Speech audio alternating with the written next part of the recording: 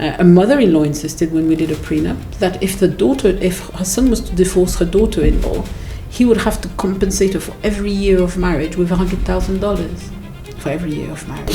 What exactly should the prenup be? And is it really important to talk about it? Should we have those in marriages? I can say that prenup are important. It's a very immature view to think, we're getting married, why are we thinking about divorce? It's not that.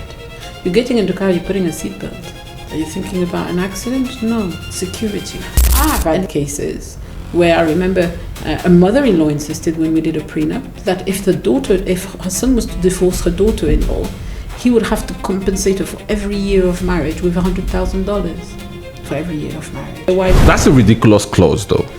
Why? Maybe you'll think twice about getting divorced. If you've loved someone before, that love will come back. You just need to work at it.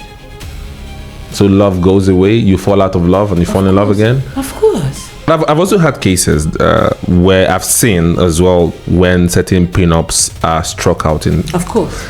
What could be the cause of that? A lot of countries do not recognize prenup. For example, in the English court, minimum, you need to have signed that prenup 28 days before your wedding.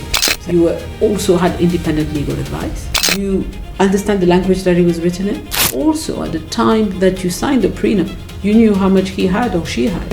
If you signed a document, a prenup, whilst you were pregnant, and at the time in the UAE it was illegal to be pregnant without being married, and you had to be married, and you had no choice but to sign it, that's duress. You had no choice but to sign it.